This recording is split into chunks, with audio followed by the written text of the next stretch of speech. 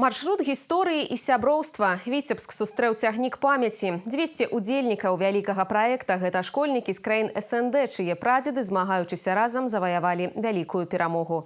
Да яе 80-годдзя прымеркавана сёлетняе падарожжа хлопчыкаў і дзяўчынак. Праект стартаваў сімвалічна у Брэсце, у тую самую дату, калі на беларускую зямлю прыйшла вайна. Прыпынак у Віцебску таксама ў асаблівы час. Напярэдадні горад адзначыў гадавіну вызвалення ад нямецка-фашысцкіх захопнікаў. Як паўночная сталіца сустрэла нашчадкаў пераможцаў у нашым рэпартажы. Станцыя Віцебск. Тут цягнік памяці робіць прыпынак на 7-й дзень падарожжа. Але стомленасці на тварах дзяцей няма. У вачах прага адкрыццяў, бо кожны горад як новая сторонка гісторыі. Мы на самом деле уже объездили 6 городов. Это наш 7-й город, если я не ошибаюсь. На самом деле нравится все. Все везде, ну просто волшебно. Все действительно впечатляет. Нас встречают действительно очень круто. И вообще каждая наша экскурсия, она оставляет глубокий след, наверное, в сердце каждого участника этого такого масштабного проекта. Я очень рад, что приехал в Беларусь. Очень красивые города были. У меня было очень много эмоций.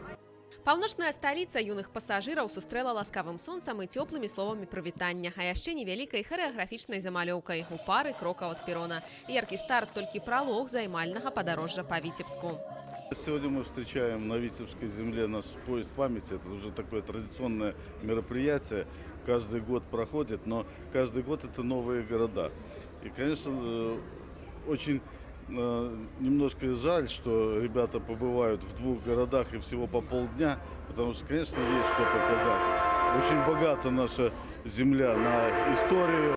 Першы пункт маршруту – плошча Перамогі. Стройнай калонай з кветкамі ў руках дзеці накіраваліся да цэнтральнага мемарыяла горада. 3 штыкі – віцебскі сімвал стойкасці продкаў, удзячнасць якім і ёсць сэнс усяго вялікага падарожжа нашчадкаў пераможцаў.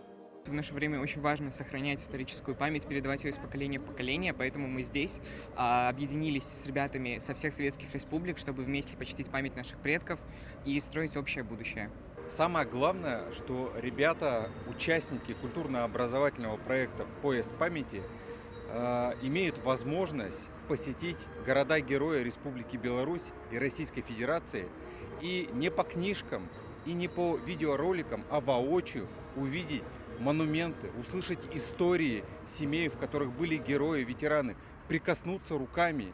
Мы надеемся, что те эмоции, которые они испытают, побывав на этих местах, узнав много фактов, они сохранят то, чем мы сегодня дорожим, исторической памятью о тех героических и трагических временах.